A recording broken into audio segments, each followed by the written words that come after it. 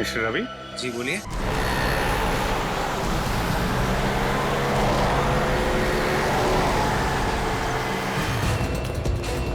रुक जाओ, रुक जाओ। भाग भाग, पीछे मुड़ के मत दिखना। सीआईडी वालों को अपना मुंह नहीं दिखाना है। जल्दी चलो वरना बुरी तरह से फंस जाएंगे हम। रुक जाओ ना तो गोली चला दूंगा मैं। श्रेया, पकड़ो उन्हें।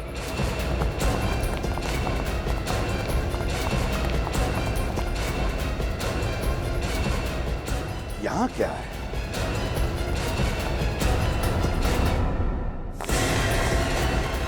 रुक जाओ। अब धीरे धीरे घूम जाओ।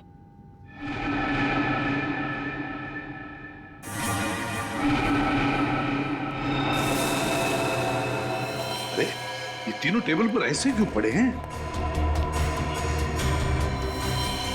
खून?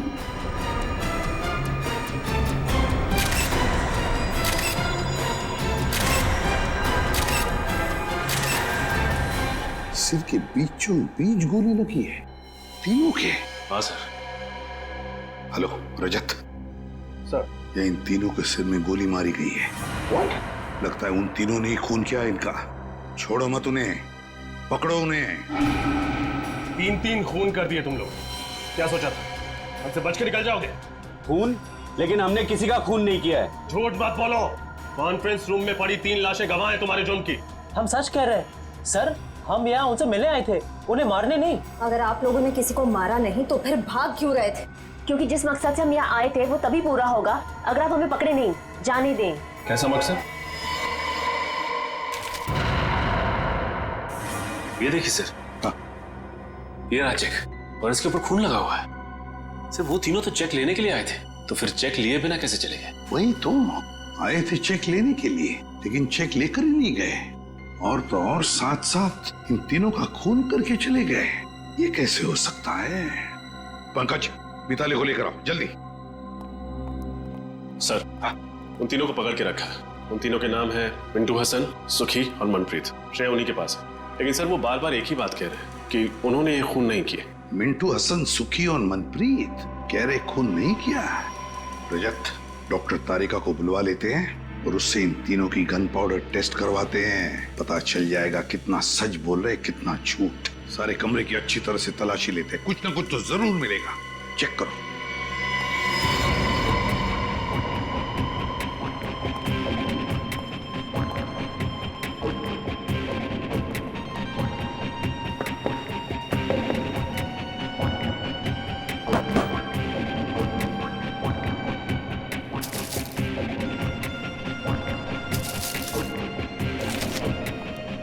सर, मिताली।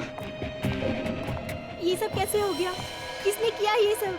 मिताली बता, यहाँ इस कॉन्फ्रेंस रूम में आने के लिए क्या तुम्हारे पूरे स्टाफ को परमिशन लेनी पड़ती है?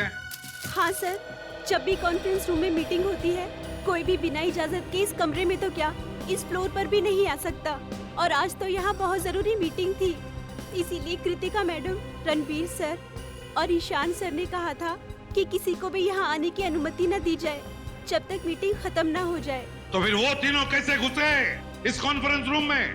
क्या तुम भी शामिल हो उनके साथ? बताओ। नहीं सर, आप ऐसा कैसे कह सकते हैं? मैं भला अपने बॉसेस को क्यों मारूंगी? उन्हें तो कृतिका मैम ने परमिशन दी थी अंदर आने के लिए। सर हाँ, पूरा कमरा छान मारा है, कहीं कुछ नहीं मिला। कुछ भी नहीं मिला? कुछ भी नहीं मिला इस कमरे में? है ना बड़ी अजीब बात। यहाँ इस कॉन्फ्रेंस रूम में आने के लिए और यहाँ से बाहर जाने के लिए सिर्फ एक ही दरवाजा है। यही दरवाजा है ना? हाँ सर। फिर ये सब हुआ कैसे? कैसे हुआ ये सब? जब हम लोग यहाँ आ रहे थे तब ये तीनों भी, मिंटू हसन, सुखी और मनप्रीत, भागे जा रहे थे यहाँ से। क्यों? और वो भी बिना चेक लिए। सारा चक्कर क्या है? कुछ ना कुछ तो गड़बड़ जरूर है। सर, हाँ, ये भी तो हो सकता है कि इन तीनों ने एक दूसरे को मार दिया हो। नहीं पंकज, मुझे नहीं लगता ऐसा हुआ है। अगर ये तीनों एक दूसरे को मारते तो कोई ना कोई गन तो हमें मिलती। कोई ना कोई गन। नहीं नहीं नहीं नहीं नहीं, इस सारी गुत्थी का जवाब इन तीनों के पास है मिंटू हसन, सुखी, मनप्रीत।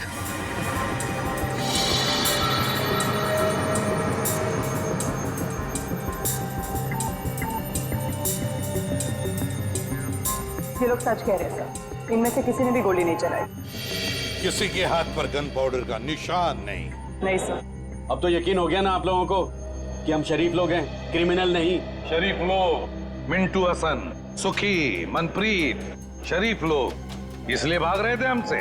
दरअसल हमें यहाँ आर्यन और शिमोना ने भेजा था एक 2.5 करोड़ का चेक लेने, लेकिन इससे पहले कि हम तीनों को मिल पाते गोलियां चल गई और हम लोगों को लगा कि पतली गली से कट लेने में ही समझदारी है। पतली गली से कट लेने में ही समझदारी है।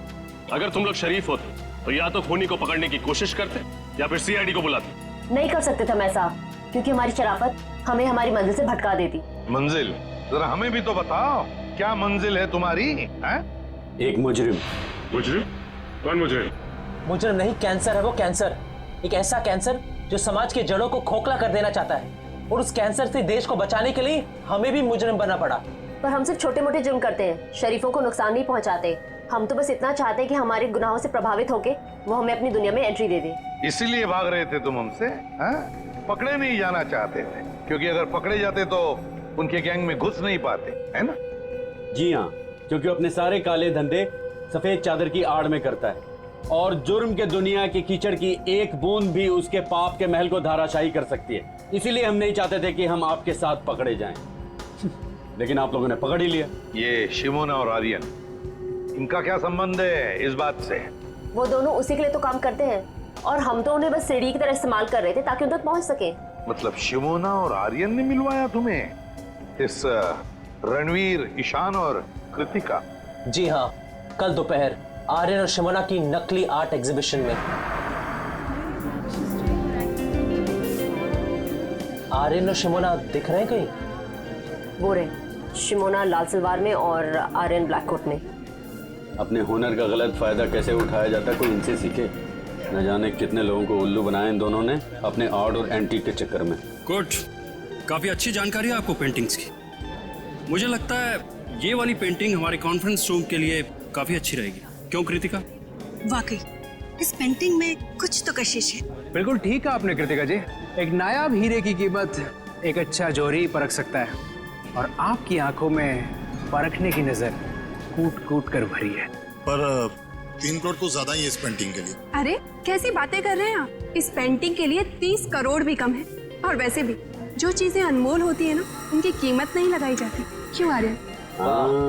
क्या डायलॉग मारा है। जो चीज अनमोल होती है ना, उसकी कोई कीमत नहीं बताई जाती।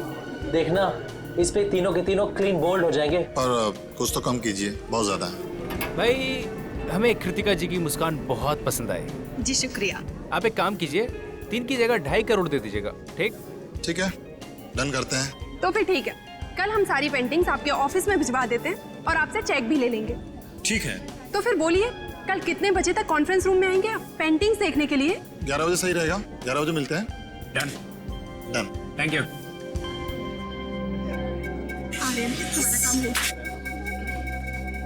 वैसे बहुत अच्छा फ्लर्ट कर रहे थे आप कृतिका जी के साथ। क्यों, तुमको बहुत जलन हो रही है क्या?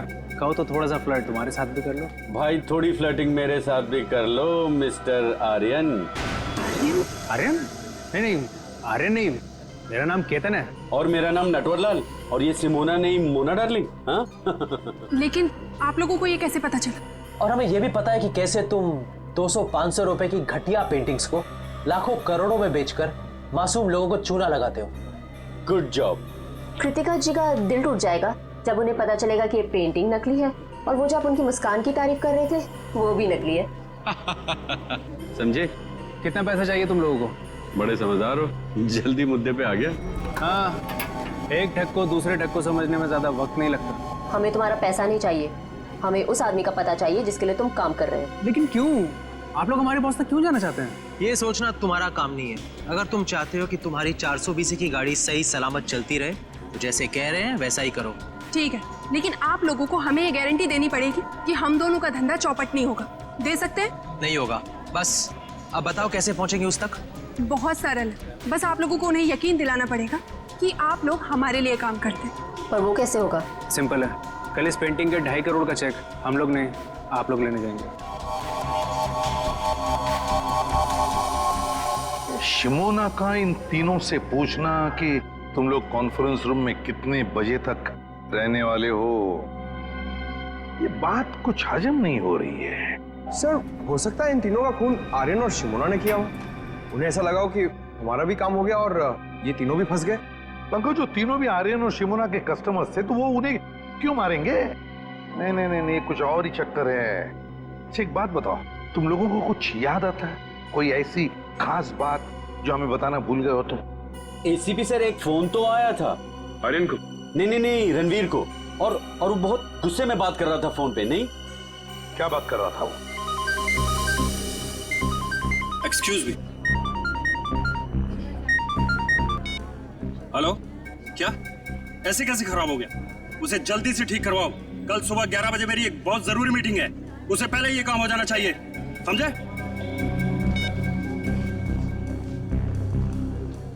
मिस्टर रणवीर, या मेरी अभी अपने कारपेंटर से बात हो गई है। आज रात को ही जाकर वो ये आपके कॉन्फ्रेंस हॉल में खूबसूरत पेंटिंग लगा देगा। ओह नाइस, ये तो बहुत अच्छी बात है। इसका मतलब कल सुबह जब हम ऑफिस पहुंचेंगे तो ये पेंटिंग दीवार पर लगी होगी। बिल्कुल। गुड। और हमारी जगह चेक लेने के लिए ये तीनों आएंगे। ओह, कौन है ये तीनों? ये तीनों भी हमारे साथ ही काम करते हैं। और जैसे ही हम यहाँ पहुंचे गोलियां चलने लगी। उसके बाद क्या हुआ आपको तो पता ही है। कुछ ना कुछ तो गड़बड़ जरूर है, कुछ ना कुछ तो गड़बड़ जरूर है, वरना इस आर्यन ने रात को फोन करके तुरंत पेंटिंग्स क्यों लगवा ली कॉन्फ्रेंस रूम में? कुछ ना कुछ तो गड़बड़ जरूर है। क्या तुम लोगों ने इन दोनों को देखा था बिल्डिंग में? नहीं, वो दोनों तो यहाँ कहीं नजर नहीं आए। कहीं भी दिखाई नहीं दिए। तो फिर ये खून किया किसने? ये खून किया किसने? किसने किया ये खून? आसान के पता चला गोलियां कैसे चली? हाँ पता तो चला है कुछ, शायद मदद मिल जाए। तो बता दे। उसे कृतिका, ईशान और रणवीर ऐसे ही बैठे थे ना कॉन्फ्रेंस रूम में? बिल्कुल ऐसे ही बैठे थे और तीनों के सिर के बीचों बीच गोली लगी है। और वो गोली एक ही कैलिबर की है बॉस, जो तीनों को लगी है। और तीनों को गोली 55 से 60 डिग्री के एंगल से चली है, ऐसे।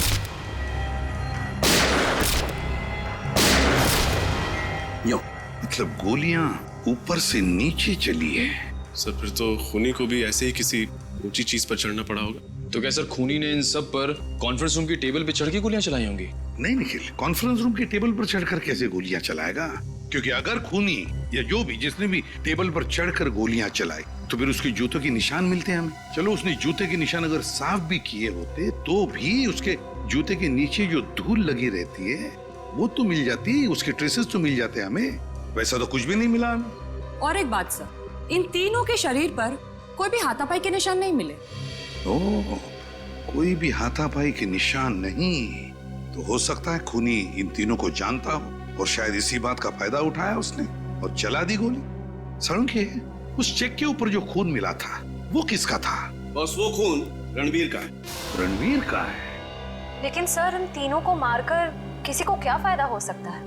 इन तीनों को मारकर किसी का क्या फायदा हो सकता है ये तो हम पता लगा ही लेंगे श्रेया।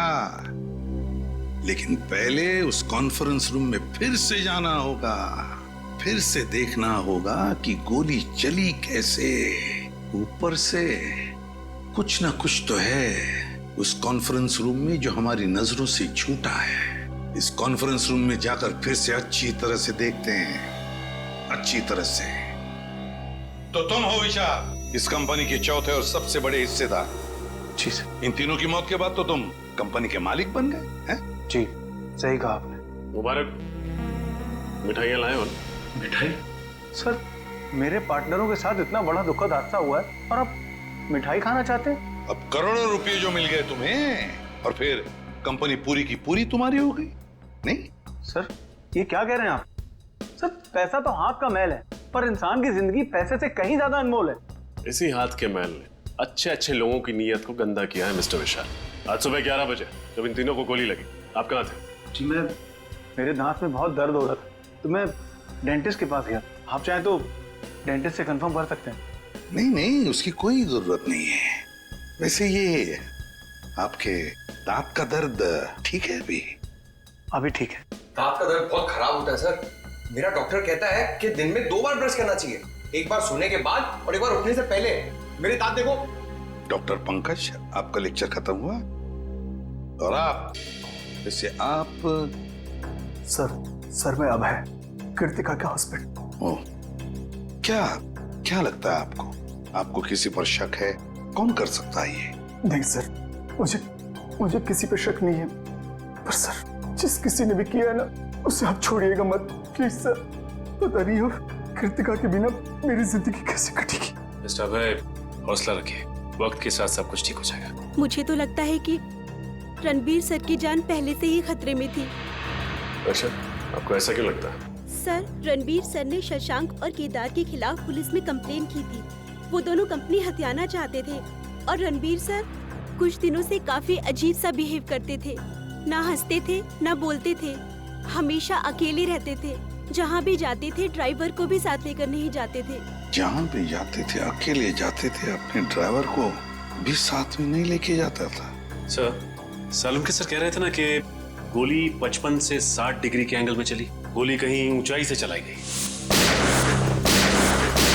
लेकिन सर, इस सारी जगह को देख के तो नहीं लगता कि गोली ऊंचाई से चली। सर, मेरी समझ में एक बात नहीं आ रही है। अगर कोई किसी को गोली मारेगा तो खड़े खड़े सामने ऐसे मारेगा, टेबल पे चढ़ के गोली क्यों मारेगा सर? सर, कहीं ऐसा तो नहीं कि गोलियां किसी चीज के अंदर से चली थी? हो सकता है, बिल्कुल हो सकता है श्रेया, बिल्कुल हो सकता है। इस कॉन्फ्रेंस रूम का कोना कोना छान मारो, एक एक इंच देखो, कोई भी चीज हमारी नजरों से छूटनी नहीं चाहिए, कोई भी चीज।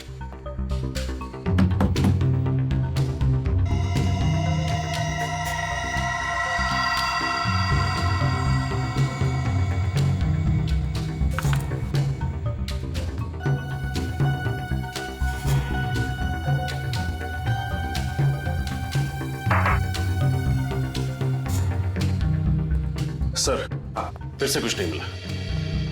रजत, एक बात समझ में नहीं आ रही है।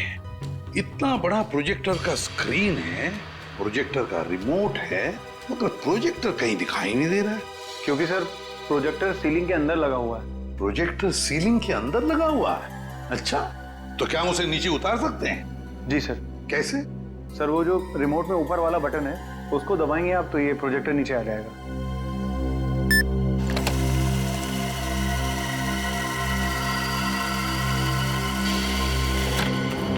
ओह, तो ये बात है, प्रोजेक्टर ऊपर सीलिंग के अंदर। विशाल जी, एक बात बताइए, ये रणवीर, ईशान और कृतिका, ये तीनों भी क्या मीटिंग के वक्त इन्हीं कुर्सियों पर बैठते थे या कहीं पर भी? जी हाँ सर, जब भी हम मीटिंग लेते थे कॉन्फ्रेंस हॉल में, ये तीनों इन्हीं जगहों पर ही बैठते थे। इन्हीं 3 कुर्सियों पर बैठते थे। रजत, उतारो इस प्रोजेक्टर को नीचे, खोलो।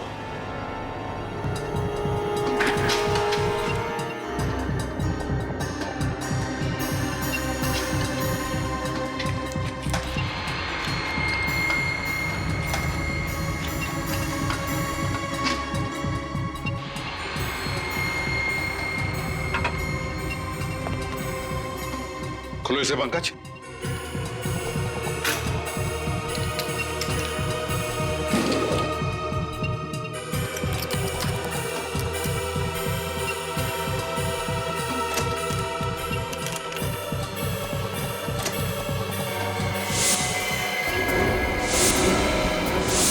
वाह रे वाह, इसमें तो गन फिट की गई है। प्रोजेक्टर के अंदर गन लगा के रखी है। मतलब खूनी जानता था कि ये तीनों सब इन्हीं कुर्सियों पर बैठते थे। जैसे इन कुर्सियों पर बैठे, प्रोजेक्टर के गन में से गोलियां चली और काम खत्म। हाँ सर, ये तीनों बेचारे कहाँ जानते थे कि प्रोजेक्टर के नीचे आते ही और गोलियां चलेंगी और तीनों मारे जाएंगे। मगर सर, प्रोजेक्टर में गन फिट की किसने? गन फिट की किसने? सर, मिंटू हसन कह रहे थे ना कि उन्होंने रणवीर को फोन पर किसी से बात करते हुए सुना था और रणवीर कह रहा था कि आज ही ठीक हो जाना चाहिए। उसे जल्दी से ठीक करवाओ। कल सुबह 11 बजे मेरी एक बहुत जरूरी मीटिंग है, उससे पहले ये काम हो जाना चाहिए, समझे? कहीं रणवीर इस प्रोजेक्टर की बात तो नहीं कर रहा था? हाँ, हो सकता है। मिताली, क्या मीटिंग से पहले किसी ने इस प्रोजेक्टर को हाथ लगाया था? कोई रिपेयर करने आया था? सर कल रात को आर्यन और शिमोना आए थे ये पेंटिंग लगाने के लिए। उसी दौरान एक इंजीनियर भी आया था प्रोजेक्टर ठीक करने के लिए। उस वक्त आप यहाँ थी? नहीं सर, मैं नहीं थी। रात हो गई थी तो मैं घर चली गई थी। मुझे वॉचमैन ने बताया। कौन था ये इंजीनियर? पता नहीं सर, कोई नया इंजीनियर था। वॉचमैन कह रहा था कि पहली बार देखा है। उस इंजीनियर ने अपना नाम, पता, नंबर तो दिया होगा? नहीं सर। कोई नया इंजीनियर जिसका नाम नहीं, पता नहीं, नंबर नहीं। वाह रे वाह, बहुत बड़ी प्लानिंग की इस खूनी ने। पहले इसने प्रोजेक्टर को बिगाड़ दिया, फिर अपने आदमी को बुला लिया इसे रिपेयर करने के लिए, इस नए इंजीनियर को, और उसके जरिए उसने ये गन फिट कर दी इस प्रोजेक्टर में। मगर ये इंजीनियर उसी वक्त आया था जिस वक्त आर्यन और शिमोना ये पेंटिंग लगाने आए थे। ओह, तो इसका मतलब है आर्यन और शिमोना ये दोनों का कोई ना कोई कनेक्शन जरूर है इन 3 खूनों के साथ। सर ये आर्यन और शिमोना हर जुर्म से पहले अपनी पहचान बदल लेते हैं। शायद इस वक्त भी अपने नए जुर्म के बारे में सोच रहे हैं। हाँ, तो पता लगाओ ये आर्यन और शिमोना इस बार अपने चेहरे पर कौन सा नया चेहरा लगाने वाले हैं। शशांक और केदार, पता है इस कागज में क्या है? क्या लिखा है सर? तुम्हारे अतीत का इतिहास। कैसा इतिहास? किस तरह आप लोग बड़ा मगरमच्छ बनकर छोटी मछलियों को खा जाना चाहते हैं, इसका इतिहास। अब तक कुल 15 कंपनियों को आप लोग अपनी कंपनी में शामिल कर चुके हैं, या तो पैसे का लालच देकर या फिर धोखाधड़ी से। इसमें गलत क्या है सर? हर बिजनेसमैन का एक सपना होता है कि वो अपना कारोबार फैलाए। हम लोग बस वही कर रहे हैं। मगर गलत ढंग से कर रहे हैं, गलत ढंग से। ये है वो 7 लोग जिन्होंने तुम्हारे खिलाफ कंप्लेंट दर्ज की है पुलिस में। इसमें रणवीर भी है। सर वो कहते हैं ना, इंसान जैसे जैसे कामयाब होने लगता है तो उससे जलने वालों की तादाद भी बढ़ने लगती है। ये लोग जलते हैं हमसे सर। झूठ! इसलिए बिना वजह ये लोग हमारी तरक्की में बाधा डालने की कोशिश कर रहे थे। ये लोग झूठ बोल रहे हैं। क्या तुमने इन लोगों को धमकी नहीं दी कि तुम्हारी कंपनी हमें दे दो? हाँ या ना? नहीं सर, हमने इन्हें धमकी नहीं दी थी, सिर्फ प्यार से विनती की है। प्यार से विनती की? सीधे सीधे बता दो, क्यों मारा तीनों को? यकीन मानिए मेरा सर, हमने इन्हें नहीं मारा। हाँ सर, हम तो इन्हें जानते भी नहीं है। जानते भी नहीं? ठीक है, निकल, जरा दिखाओ इन्हें फोटो। गौर से देखो, पहचानते हो इन्हें? नहीं सर, हम इन्हें नहीं पहचानते। ये शिमोना है और ये आर्यन, आपकी तरह 420। आर्यन और शिमोना, हम ये नाम पहली बार सुन रहे हैं सर। हाँ सर। सर, मुझे लगता है ये दोनों सच कह रहे हैं। उन तीनों के खून में इनका हाथ नहीं है। श्रेया, इतनी जल्दी ये कहना ठीक नहीं है। और अगर मान भी लिया कि इन दोनों ने खून नहीं किया, तो फिर खून किया किसने? ये खून किसी ऐसे आदमी ने किया है जो अंदर वाला है, अंदर वाला, और जो जानता था कि ये रणवीर, ईशान और कृतिका वहां उस कॉन्फ्रेंस रूम में 11 बजे आने वाले थे। सर, जिस क्लाइंट के साथ मीटिंग थी, हो सकता है वही हो इस सब के पीछे। हम मगर विशाल और मिताली, इन दोनों ने तो हमें उसके बारे में कुछ नहीं बताया। सर, हो सकता है उन दोनों को पता ही ना हो कि ये मीटिंग आखिर थी किसके साथ। हो सकता है। सर, अक्सर जो बातें साथ वालों को पता नहीं होती हैं, वो बातें उनके ड्राइवर्स को पता होती हैं। तो ठीक है, ड्राइवर से पूछताछ करो।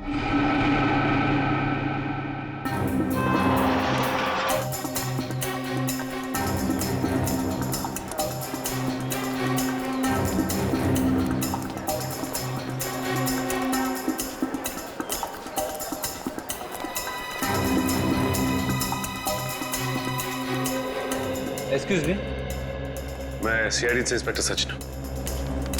आप जरा ये दोनों फोटो देखिए। क्या ये लड़का और लड़की आपके यहाँ पासपोर्ट बनवाने आए थे क्या?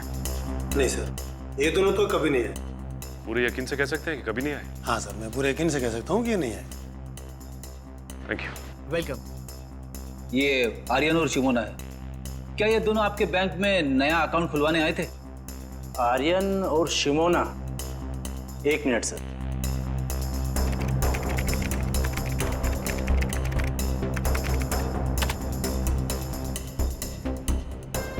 नहीं सर, इन्होंने हमारे यहाँ कोई अकाउंट नहीं खुलवाया है। कोई बात नहीं, ये मेरा कार्ड है।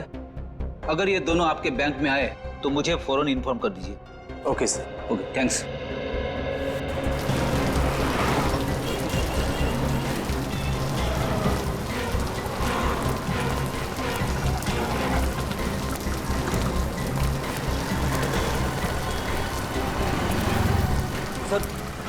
कहीं हमारी तहकीकात की राह गलत तो नहीं है? शायद इस बार आर्यन और शिमोना ने कोई नया अकाउंट खुलवाया ना हो। नहीं फ्रेडी, ऐसा नहीं हो सकता। आर्यन और शिमोना का जुर्म गणित की गिनती की तरह है। जिस तरह से 3 से पहले 2 का आना तय है, उसी तरह शिमोना और आर्यन का बैंक अकाउंट खुलवाना तय है। एक काम करते हैं, आगे के बैंक चेक करते हैं। चलो। मैनेजर साहब। जी कहिए। हम लोग सीआईडी से। सीआईडी? जी हाँ, सीआईडी। जरा इन फोटो को गौर से देखिए। ये आर्यन और शिमोना, क्या ये आपके बैंक में अकाउंट खुलवाने आए थे? ये दोनों? हाँ, ये दोनों हमारे अकाउंट खुलवाने आए थे, लेकिन आपको कोई गलतफहमी हो रही है। इनका नाम आर्यन और शिमोना नहीं, रवि और सपना है। क्या? रवि और सपना? जी हाँ। ये दोनों 420 इतने धड़ल्ले से अपने नाम बदल रहे जैसे हर शुक्रवार को सिनेमा हॉल में फिल्म बदलती रहती है। अच्छा, ये उनकी डिटेल्स देख सकते हैं? जी, एक मिनट। हाँ वीरेंद्र, उस फाइल में से रवि और सपना की डिटेल्स लेकर आना। हाँ।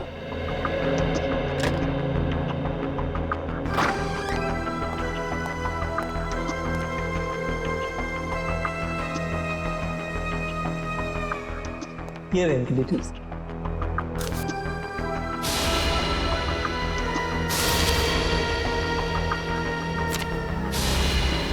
सारे जरूरी कागजात और डॉक्यूमेंट्स वगैरह दिख रहे हैं। हाँ, अकाउंट खुलवाने के लिए जो भी कागजात जरूरी होते हैं वो इन्होंने दिए थे और हमने इन्हें चेक भी किया था, बिल्कुल सही थे। और तो और हमारी एक टीम इनके घर भी जाने वाली है एड्रेस वेरिफिकेशन के लिए। Address verification? एड्रेस तो यही बताया था ना उन लोगों ने। Yes sir.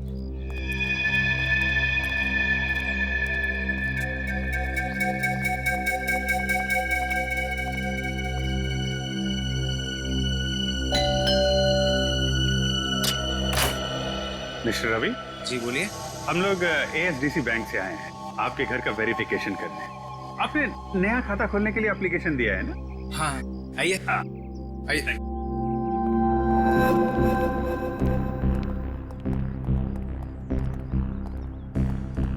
बहुत बढ़िया घर बनाया आपने सर।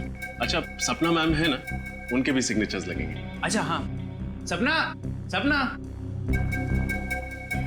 क्या हुआ रवि?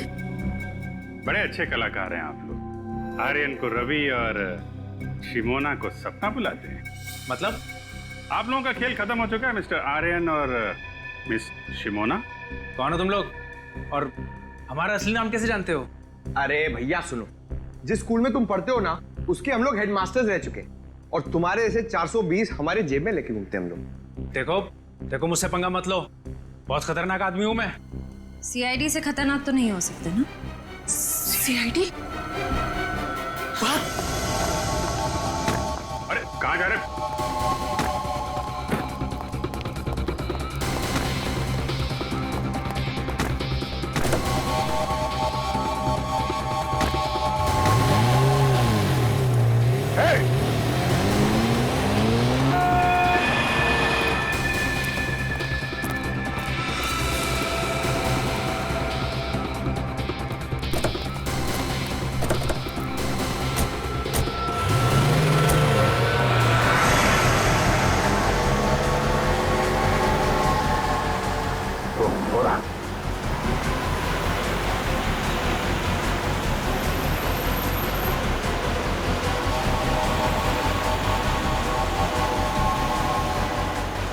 थोड़ा और तेज है सर।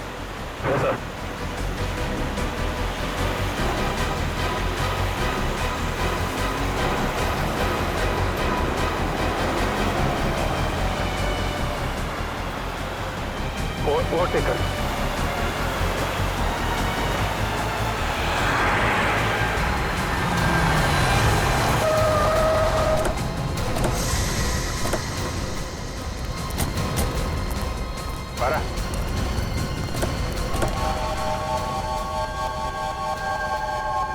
कहाँ भाग रहा है? क्यों, क्या ये सब? हाँ, ये सच है कि पेंटिंग के बहाने ही हम लोगों ने प्रोजेक्टर में गन फिट करी थी। 2.5 करोड़ रुपए तो तुम लोगों को वैसे ही मिलने वाले थे, फिर 3-3 खून करने की क्या जरूरत थी? क्योंकि अगर हम उनका खून नहीं करते तो वो हमारा खून कर देते। वो कौन? फिर वो पिछले महीने हमने एक आदमी को चूना लगाने की कोशिश करी, जो हमारे जाल में फंसा ही रही। हाँ, तो मैं कैसे यकीन कर लूं कि जो जेवरात आप हमें बेचना चाहते हैं वो सब असली हैं और राजा महाराजाओं के वक्त के हैं? अगर आपको हमारे ऊपर यकीन नहीं तो ये रहा उसका प्रमाण पत्र। ये मिस्टर अभिमन्यु, उस राजघराने के वारिस, उनका नाम और नंबर इसी में। और वैसे भी अगर आपके बॉस को हम पर यकीन नहीं होता तो नीलामी में 5 करोड़ रुपए की बोली क्यों लगाते? ठीक है, बिना भरोसे के कोई भी सौदा पक्का नहीं हो सकता है। ये लीजिए अपनी रकम।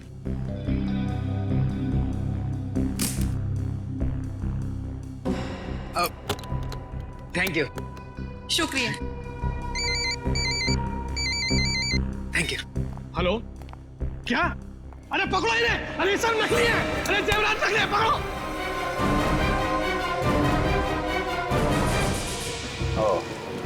तो उन लोगों ने सोचा कि तुम्हें पुलिस के हवाले करने की बजाय क्यों ना तुमसे एक जुर्म और कराया जाए।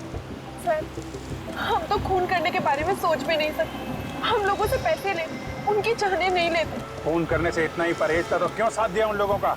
सीआईडी के पास आना चाहिए था तुम लोगों को। कहाँ पकड़े गए थे तुम दोनों? सर वो होटल रिज में। Hotel ridge?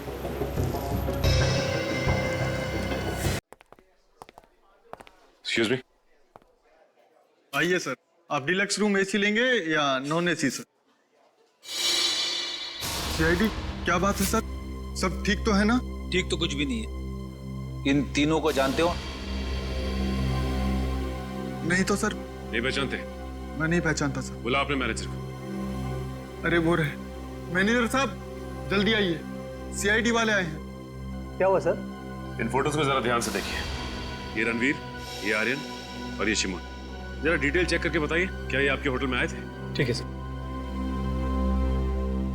नहीं सर, ये नाम के लोग तो हमारे होटल में कभी नहीं आए। शायद नाम बदल कर रह रहे हो। सर नाम बदल के आए होंगे तो पता नहीं, लेकिन पहले इन्हें इस होटल में आते हुए कभी नहीं देखा सर, जहाँ तक मेरा ख्याल है। जहाँ तक आपका ख्याल है? हेलो, हाँ जरा अंदर आना था।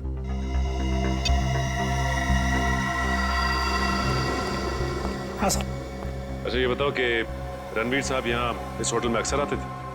हाँ साहब, हफ्ते में 2-3 बार आ ही जाते थे किसी से मिलने। सुन लिया मैनेजर साहब आपने? कमाल की याददाश्त है आपकी। जो ग्राहक अक्सर आपके होटल में आते हैं आप उन्हें भी भूल जाते हैं? जी वो क्या हुआ, आपकी जुबान क्यों लड़खड़ाने लगी? हाँ सर, जबान नहीं सर। क्या छिपा रहे हैं आप हमसे? हाँ सर कुछ भी नहीं छुपा रहा हूँ मैं। हेलो, हाँ सर। क्या? ओह तो ये बात है। हाँ सर, मैं होटल रिट्स में ही हूँ। मैं खाली होकर आपको फोन करता हूँ। Okay okay. क्या हुआ? शिमोना और आर्यन ने अपना गुनाह कबूल कर लिया है। 10 दिन पहले इसी होटल में एक ज्वेलरी एग्जीबिशन हुआ था जिसमें फिर से उन लोगों ने एक बार किसी को बेवकूफ बनाने की कोशिश की, लेकिन नाकामयाब रहे। अब क्या कहना है आपका मैनेजर साहब? हाँ, हम लोगों को माफ कर दो सर। किसी ने हम लोगों को पैसे दिए थे ताकि आप लोगों के सामने मुंह ना खोले। अब मुंह खोलने का समय आ गया है। अब ये बताओ कि ये पैसे तुम्हें किसने दिए थे और रणवीर इस होटल में किससे मिलने आता था? सर वो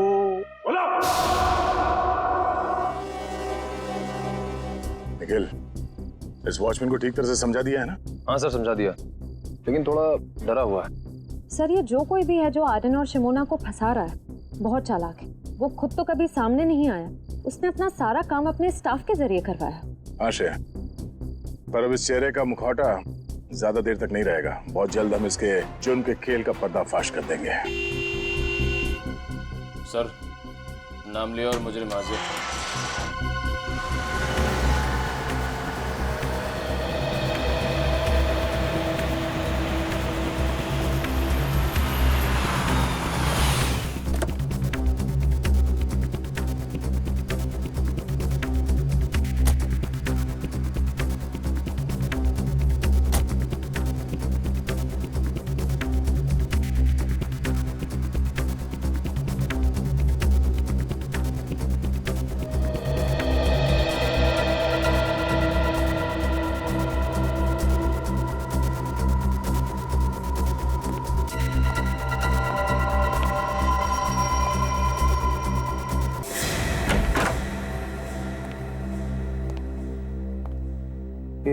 घर की सारी लाइटें ऑन क्यों हैं?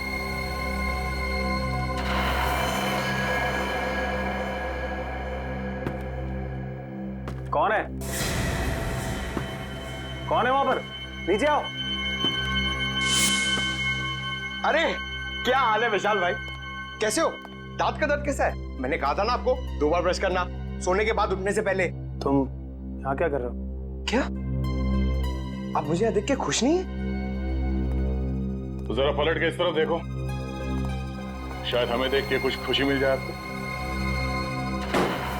अरे सर, आप लोग यहाँ पर मेरे घर में? क्या खूनी का पता चल गया सर? हाँ पता चल गया, तो हमने सोचा कि खुद चल के अपने हाथों से उसका जबड़ा हिला दे। जबड़ा हिला दे? सर तो उसके लिए तो आपको खूनी के घर में होना चाहिए, फिर भला आप यहाँ मेरे घर में क्या कर रहे हैं? अपना एक गाल जरा यहाँ लाना। आजा। सर आपको मुझ पर शक है? शक नहीं, पूरा यकीन है। सर कहाँ जा रहे हो विशाल बाबू? अपनी कंपनी का शेयर छोड़ चल। मेरे मिट्ठू, अब एक अच्छे तोते की तरह चुपचाप सच बताना शुरू करते हैं, समझा? बोल। सर ये सच है कि मैंने रणवीर, ईशान और कृतिका के खून में साथ दिया था, पर सर मैंने उनके खून की साजिश नहीं रची थी सर। तुमने नहीं रची? नहीं सर। तो फिर किसने रची? मुझे नहीं मालूम सर वो कौन, मैं उससे कभी मिला भी नहीं सर। सर वो हमेशा अपने वकील को भेजता था मुझसे बात करने के लिए। सर लगता है हमें गुमराह करने के लिए कहानियां बना रहा है। उन तीनों की मौत के बाद सारी दौलत तो इसकी हो गई, उसके पास सबसे ठोस वजह थी उनको मारने की। नहीं मैम, सर वो चाहता था कि मैं इस कंपनी को दिवालिया घोषित कर दूं और उसके बाद इस कंपनी को एक नकली फर्म में बेच दूं, ताकि वो बाद में उस नकली फर्म से कंपनी को वापस खरीद ले। बहुत लंबी प्लानिंग की थी खूनी ने। अब तुम एक काम करो, उस वकील को फोन लगाओ और उससे वो कहना जो अब हम तुम्हें बताएंगे। हैं?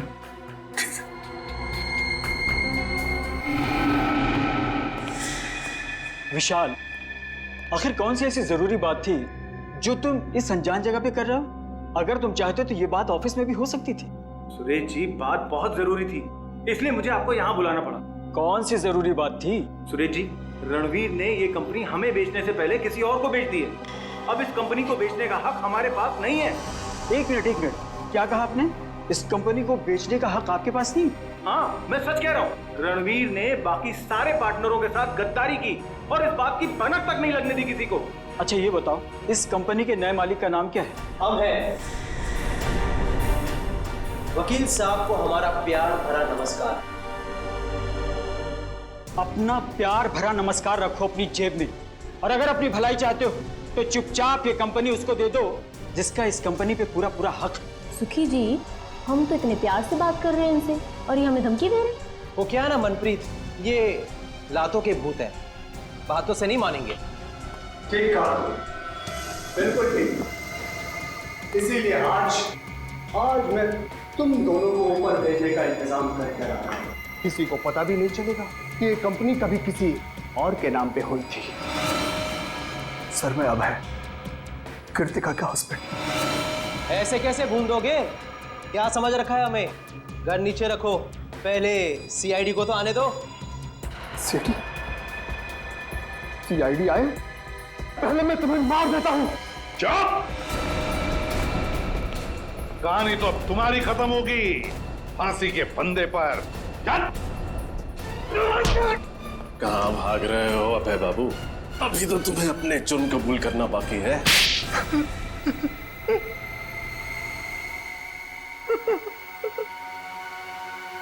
तीन खून करके पेट नहीं भरा तो और 2 खून करने चले थे। हा? और खून करूंगा मैं, और करूंगा। जो भी मेरे और मेरी कंपनी के बीच में आएगा वो सबको मरना पड़ेगा। गद्दारी की थी मेरी पत्नी कृतिका ने मेरे साथ। कैसी गद्दारी? मैंने कृतिका, ईशान और रणवीर को पार्टनर बनाया था अपनी कंपनी में, ताकि वो तीनों मेरी मदद कर सके बिजनेस में, पर उन तीनों ने मिलकर मेरा ही पत्ता काट दिया मेरी कंपनी से। और ये विशाल जिसे मैंने लाया था, इसका हिस्सा मुझसे भी ज्यादा है मेरी कंपनी में। और इसलिए तुमने विशाल को अपने साथ मिला लिया और प्लान बनाया रणवीर, ईशान और कृतिका को मारने का, है ना? क्यों विशाल? फिर तुमने आर्यन और शिमोना की मदद ली और कॉन्फ्रेंस रूम के प्रोजेक्टर में वो मैकेनिज्म फिट कर दिया और ये बेचारे तीनों के तीनों मारे गए। तुम्हें पता था कि तीनों मरने के बाद इनका सारा हिस्सा विशाल को मिलेगा और विशाल कंपनी का मालिक बनेगा और फिर किसी भी तरह से तुम विशाल से कंपनी हथिया लोगे, क्यों? है ना? हाँ। फिर क्या करता मैं? क्या करता मैं? अपनी खोई हुई कंपनी पाने के लिए यही एक रास्ता था मेरे पास। पर अफसोस अभय जी, तुम्हारा ये रास्ता फांसी के फंदे पर जाके खत्म होता है, फांसी के फंदे पर। और विशाल तुम भी नहीं बच सकते, क्योंकि मुजरिम का साथ देने वाला भी उतना ही बड़ा मुजरिम होता है। ले जाओ इन। चलो सर मुझे माफ कर दीजिए सर, सर मुझे माफ कर दीजिए सर, चलो सर मेरे कुछ नहीं है सर, मुझे माफ कर दीजिए। केस तो सॉल्व हो गया। हाँ रजत, ये केस तो सॉल्व हो गया, मगर वो तीनों कहाँ हैं? मिंटू, हसन, सुखी, मनप्रीत, उन तीनों ने भी बहुत मदद की हमारे इस केस में। पता नहीं कहाँ है सर, उनकी कोई खबर ही नहीं। अच्छे बच्चे बता रहे थे मंजिल के बहुत करीब पहुंचने वाले हैं। 26 तारीख बजाते रहो अच्छे बच्चे, तो 26 तारीख को बजाते रहो। मिंटू, हसन, सुखी और मनप्रीत बजाते रहो।